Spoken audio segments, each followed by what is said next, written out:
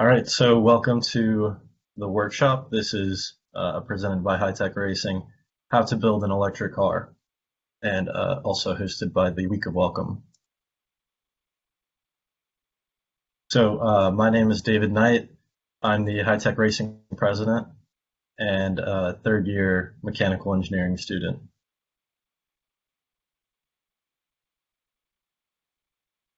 So HyTech Racing is a Formula FSAE competition or team, and we're a part of Georgia Tech, obviously, and we compete in Formula FSAE competitions around the country, and our HTO4 is our competition car from last year, which is shown there. HTO5 is our competition car for this year. It was delayed because of COVID. So we are currently in the middle of our manufacturing process. Typically, we would be doing more design work right now at the beginning of the semester, but because we've been delayed, HTO5 is our competition car for next year. So let's start off by taking a look at some electric cars. So from left to right, the Porsche Taycan Turbo S, in the middle, Formula E car, and then on the right, the Volkswagen ID.R. So this is a production car. The Taycan is a production car. The Formula E is a series car, and the Volkswagen ID.R is a prototype. But they're all very fast. So just some stats about them. The Taycan is four-wheel drive, a two-speed transmission, up to 750 horsepower, and so it holds the Nürburgring track record for the fastest electric production car. And the Nürburgring is it's like a baseline track that a lot of car manufacturers use to like say how fast their car is. So yeah, it's the fastest production electric vehicle to ever race on Nuremberg. So the Formula E car is a series car, so it competes in its own series. It's a single-person cockpit, rear-wheel drive, 4 or 5 speed transmission, and it's power limited by the Formula E series to 330 horsepower. The Volkswagen ID.R is a 4-wheel drive, 680 horsepower, very light, very fast, 0 to 60 in 2.25 seconds, and it's the second fastest car of all time to race at Nürburgring. So it's very, very fast, and it's a prototype car.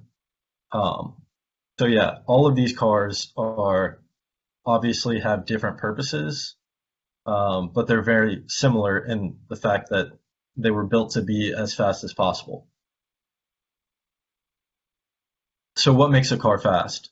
Like, how do you get to the point where you say, I want to make this as fast as possible, and then move in the right direction to make it that fast? So this quote here says, driving a car as fast as possible is all about maintaining the highest possible acceleration level in the appropriate direction. That quote is from Peter Wright, who's a famous Formula One technical director for Lotus. So you might start with, okay, so you need to increase the force that you apply to the car, right? You want your car to move in the right direction or accelerate in the right direction, so you apply a force in that direction. And force equals mass times acceleration, so if you reduce the mass, then you increase the force, or then you increase the acceleration. And then you have torque, so you want to increase the force. Torque is basically the rotational version of force. But if you apply a torque to your tires, then you'll accelerate in the forward direction. Power, so at higher speeds, as you increase your speed, to output the same torque, you need a higher power. So tire traction, you can have all of these things, but if your tires are just sliding around all over the place, then you'll never be able to accelerate in the proper direction. And then top speed, you might think you need a really high top speed for a race car, but it really depends. You just need an adequate top speed for the track that you're racing on. So the question we really want to answer is, how do you reduce lap time? Because talking about these things I mean, where do you even start with making some of these trade-offs? Well, you need to look at how to reduce lap time. So when we say sustained acceleration in the proper direction, what is the proper direction? Because it might not be obvious at first. You you think, okay, you accelerate forward as fast as you possibly can, um, but sometimes you also have to brake as fast as you possibly can. So on straights, you just are accelerating in the forwards and backwards direction. But once you get to a corner, you start to turn, and you guys probably know from a physics class that you've taken, as you as you turn at a constant radius, you have to accelerate in the direction of the center of the circle that you're following, which is shown in the diagram in the bottom. So and that's proportional to the velocity, so how fast you're going. So when you're in your car just driving, you know that you have to slow down before you get to a turn. So the goal in this case for cornering is to be going as fast as possible before you reach the corner, slam on your brakes to reach your cornering speed, so you can take the corner as fast as possible without spinning out, and then you turn as hard as you can. And then once you get out of the corner, you accelerate back up to speed as fast as you possibly can. So that's what we kind of mean by accelerating in the proper direction.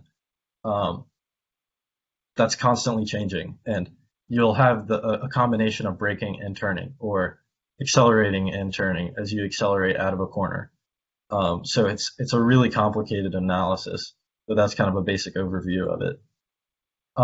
So you also need a proper turning radius, right? You need to design your car to be able to take the corners, um, depending on what track you're on, and you need an adequate top speed.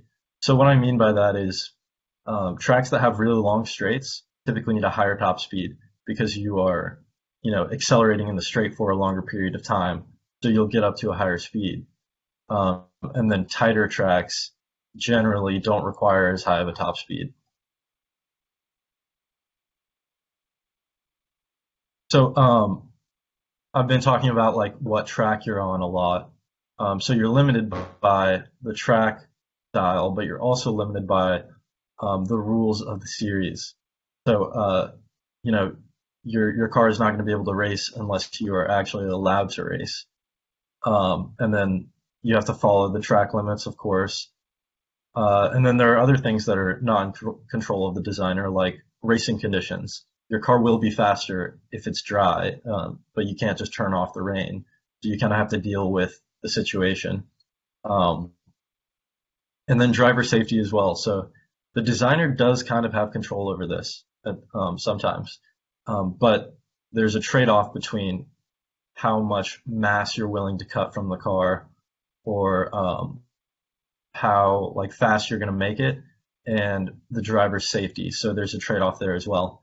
And then these other requirements that I've listed, starting and finishing the race, seems obvious, and it seems like an easy question, but it's actually kind of difficult because you need to actually build a car, and it needs to be robust enough to actually finish the race, undergoing all the high stresses that you're throwing at it by trying to make it run as fast as possible. So what kind of constraints do we have as a Formula SAE team? Well, our competition is an open cockpit, open wheel competition, which is how you get Formula style electric vehicle. We have some wheelbase requirements, some other, like there are a lot of rules that we have to follow, but these are some of the big ones. Ground clearance rules, so we're not allowed to scrape the ground, and tilt test ensures that basically if we're not going to flip over if we accelerate too much. So if you're going to design an electric vehicle, you need to know what components are in an electric vehicle. So every electric vehicle has in some way all of these components. So you start with the driver controls. This is steering wheel, pedals, dashboard buttons, or if you have a gear shift mechanism, the driver needs to be able to control all of these things. Then the energy storage in a electric car is the battery pack, or for us, we call it an accumulator. Um, so then you need some way to get the energy storage or the energy from the storage to the powertrain, right? You want to convert it into torque and power.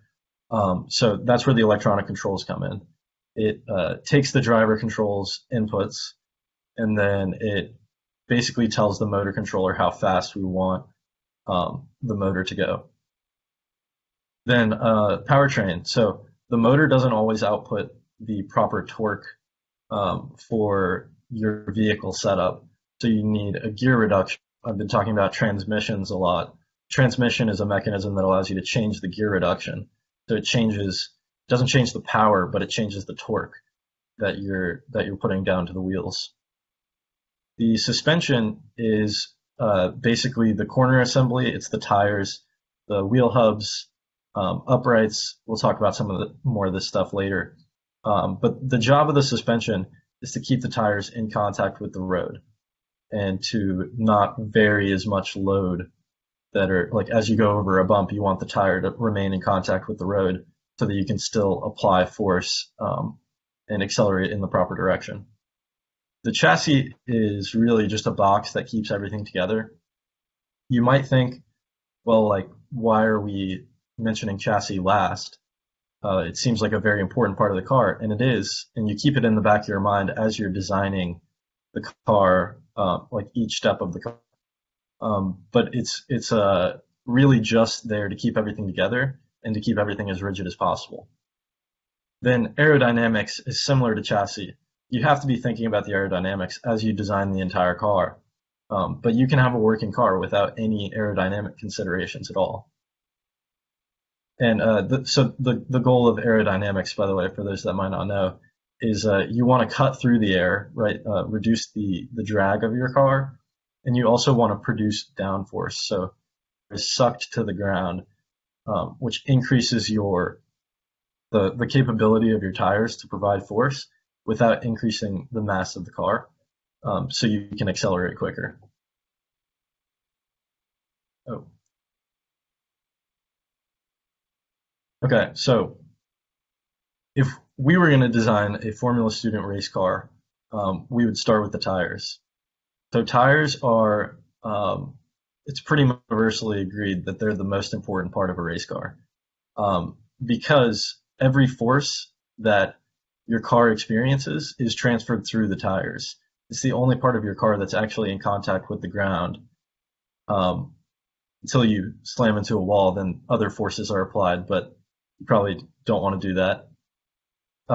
So how do you pick a tire? Well, you definitely want to minimize mass, minimize rotational inertia as well, which those two are closely related. Again, lower mass, higher acceleration. And you want to increase traction. So traction is like tire grip. Yeah, you want to have the highest grip possible. But there are multiple considerations here. It's actually very, very complicated. And if you get up to the higher level design elements of picking a tire, there are a lot of things that come into play here. But just from a basic analysis, the graph at the top shows lateral force versus slip angle.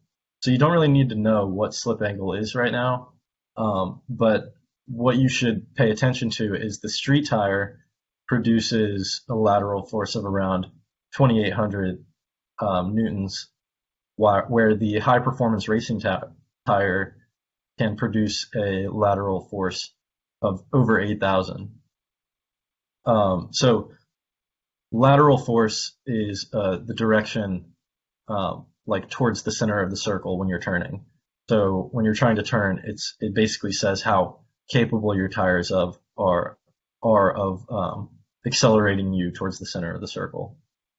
And then longitudinal force is in a straight line. So this is, when you're trying to accelerate on a straight, you're putting power to the tires. You don't want them to slip, so you want them to be capable of providing a high force in the direction that you want to accelerate. So a lot of tire design comes with the rubber compound. So we don't develop our rubber compounds. That's tremendously complicated and complex to do that. So tire companies and specialists develop the tires and then we just buy them.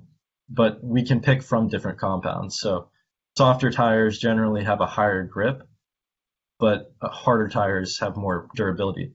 So you want to make sure that your car can actually get to the end of a race. So there is a trade-off between the grip and the durability. So next is suspension. Like I was saying earlier, the suspension's main job is to keep the tires in contact with the ground, and then also to dampen some of the force that is applied from hitting a bump or something like that. You always want to make sure that your suspension is in contact with the ground. And for a race car, that generally means having a really stiff suspension. Other components are controlling the shift in weight. So as you take a corner, a lot of your weight shifts. You guys probably know this just instinctively from riding in a car. So there are different types of suspension designs. HyTech uses a double wishbone suspension, and the picture at the bottom, we've put some callouts to show what some of the components of a double wishbone suspension are. So basically, the wheel attaches to the wheel hub, which is held in the upright by bearings. So we want the wheel to obviously spin as freely as possible. And then all of that is attached to the powertrain, which we'll talk about later. The upright is the housing for the bearings, and it basically stays upright at all times. So the A-arms move, and there's linkages and there's a lot of design constraints and things that need to be considered when you're designing one of these. But just to give you a general idea, this is kind of how it works. Then we have a push rod there. So in a double wishbone suspension, you generally have a push rod that diverts the force towards the rocker. The rocker then transfers the force into the spring damper system.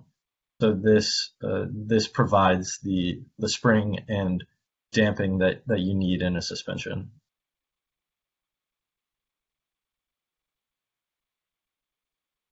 So next we have the powertrain. So this is obviously what produces the torque, transfers the high voltage signals that are given to it into torque.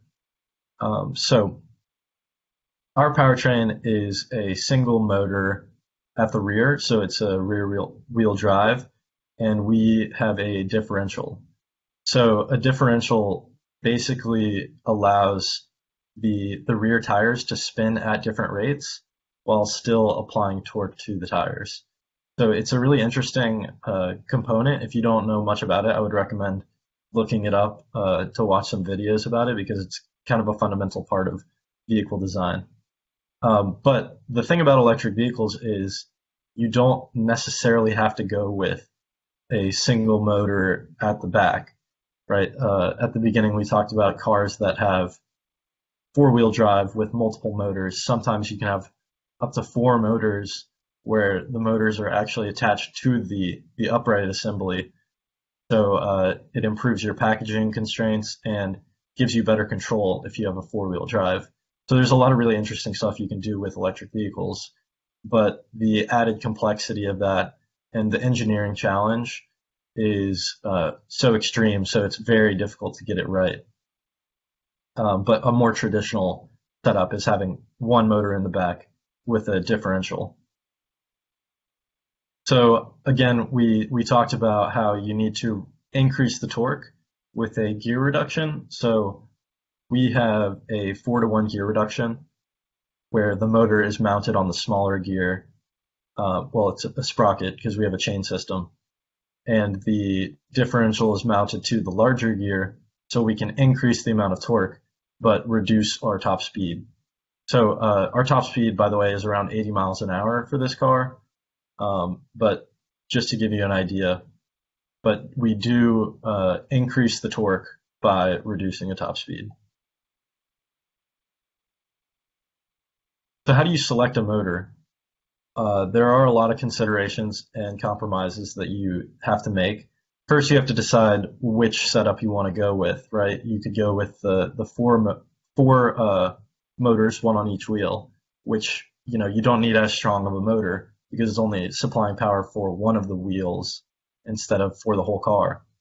But in our case, we are supplying all of our power through one motor. So we've designed our car to have an MRAX 207. So some graphs are shown here on the right. So at the top, you can see the dotted line, the red dotted line for peak torque is basically constant across the entire range of the motor speed. So this is an advantage of electric cars where internal combustion cars are not as great because they have to have a transmission. Basically, in every internal combustion car has a transmission. We actually don't need one because our torque is basically constant across the entire range. So the goal of a transmission is to basically adjust the torque depending on, or change the motor speed to always be in the same place, basically like the operational torque range. But we don't need one of those. So other considerations is having a low mass. Again, we always talk about having a low mass in motorsports, and then efficiency. So in the bottom left, there's an efficiency map where you have different level curves for percentages of efficiency, and you want to pick a motor where you're always operating in the motor speed that gives you the best efficiency. So in this case, it's around 3,000 RPM, which for us is anywhere from around like 20 to 60 miles an hour, which is like the general operating speed of our car. And then maximize power, minimize weight again. So this leads us to a factor called power density. It's the power divided by the mass. So for the MRAX 207, it's an 80 kilowatt motor at only 9.4 kilograms, which is around 20 pounds. So that's 103 horsepower from a 20-pound motor. You can never get the same performance out of an internal combustion car for such a low mass.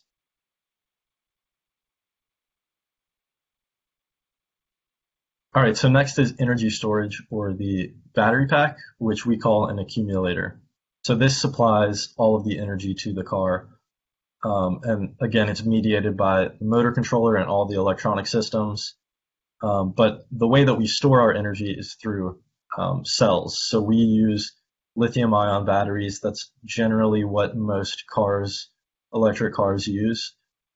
So there are some considerations that you make when picking a lithium-ion battery. So there are three main types.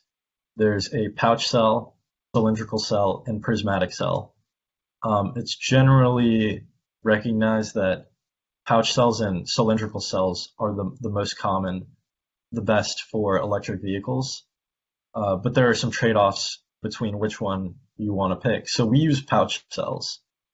And the reason we use pouch cells is good high packing density.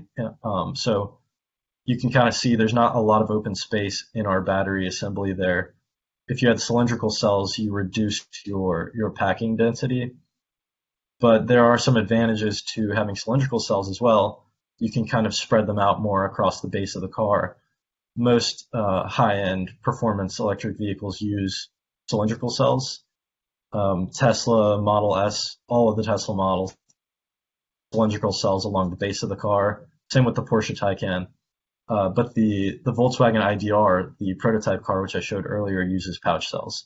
So it really just depends on some of the more complicated design considerations.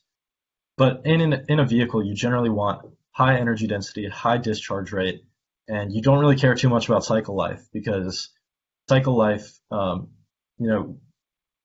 if you're building a production car, you want your car to last, over 100,000 miles. For us, we only need our car to last for 22 kilometers because that's how long our endurance run is. Obviously, we want it to have more than just one cycle before we burn out our expensive batteries, but that just gives you an idea of what we're prioritizing here.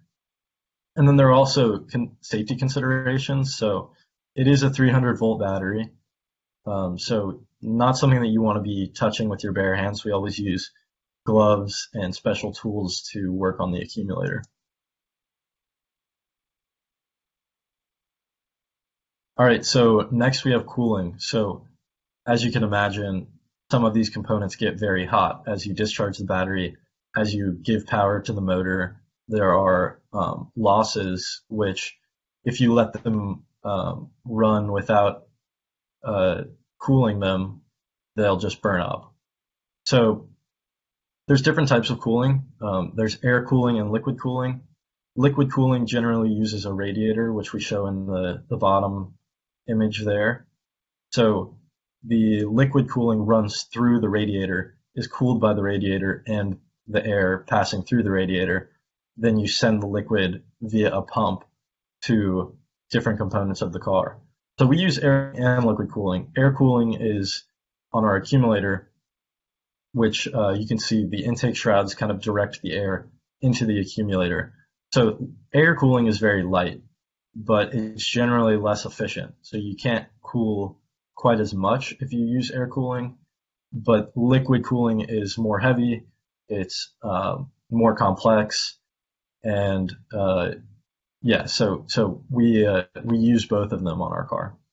And then the motor and the motor controller unit are liquid cooled by our radiator, so we have a cooling loop that passes through both of those.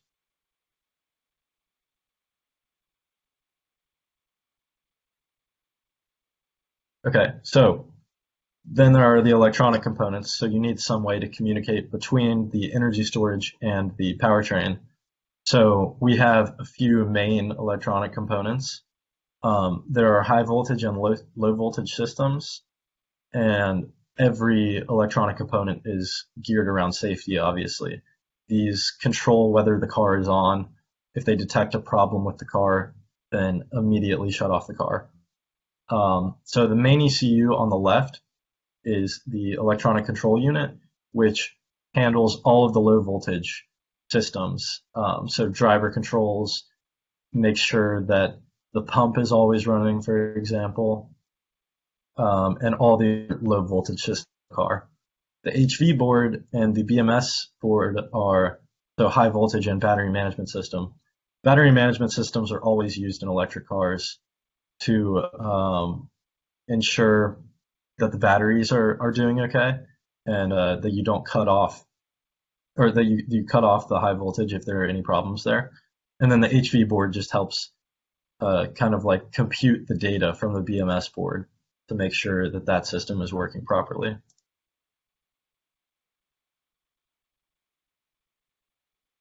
So driver controls, this is obviously the interface between the driver and the vehicle. You want to make sure that your driver is always comfortable and confident, because this is how they are interacting with the car to try and push the car to its absolute limits of speed. So the various components of driver controls, you obviously have the steering wheel, the pedal box, the seat, and the brakes. So yeah, these are, you guys are probably familiar with all of these things. Then you have the chassis. So everything needs to be mounted somewhere. And again, the chassis, you always keep it in the back of your mind, but it's, if you were going to design a car from scratch, you would try and put everything else where it needs to be, figure out where it needs to go, then iterate the process by building a chassis around it, moving things around, making sure that everything is really structural and rigid. Um, so that's kind of the design thought behind the chassis. But our chassis is a tube space frame, so we use steel. Every tube connects to a node, and you really want to triangulate all of your loads. It's actually a rules requirement for us, but we would do it anyways because it's just good design practice to have all of your loads kind of passing through nodes, which you guys will learn more about if you take a statics class. So then there are other ways that you can build the chassis as well. So a monocoque is a carbon fiber shell where you design the cockpit and a lot of the structural components using carbon fiber. which is a very complicated process, but it's very lightweight if you do it properly, and it's common in some high performance vehicles. The Formula E car that we showed before has a monocoque where, single seat driver, the shell, carbon fiber shell wraps around, and it can also be very improve the safety of the vehicle because you can build side impact structures that are more robust but are still not as heavy. So aerodynamics, again, something that you consider the entire time, but you don't need it for a functioning car. So our team is relatively young. HTO4 is our fourth vehicle. So we've been prioritizing the other elements of the car before aerodynamics because we wanted to get a running car before we started adding some of the more complicated elements. So now that we're kind of maturing as a team, we are adding aerodynamic elements. So our HTO5 car, the next design iteration, will have aerodynamics, which you can see below. And again, the goal of aerodynamics is to increase downforce with minimal increase to the vehicle weight. So every aerodynamic component is made out of a composite material, carbon fiber, fiberglass, things like that. So the aerodynamic components that we have are wings. We have a front and rear wing. And then we have a side pod, which you can see off on the right. And then, so another component which a lot of electric vehicles and just vehicles in general have is an under tray. So this is a specific design of the bottom of the car, contour the car such that air flows under the car and produces a low pressure zone so that you really suck your car down to the track. So once you've completed all of these design processes, then you will get to a final product, which on the left we have HTO4 and on the right we have some renders of HTO5. So that concludes the presentation. If anybody has any questions, feel free to drop them in the chat or unmute yourself to ask your questions and we will get to answering them.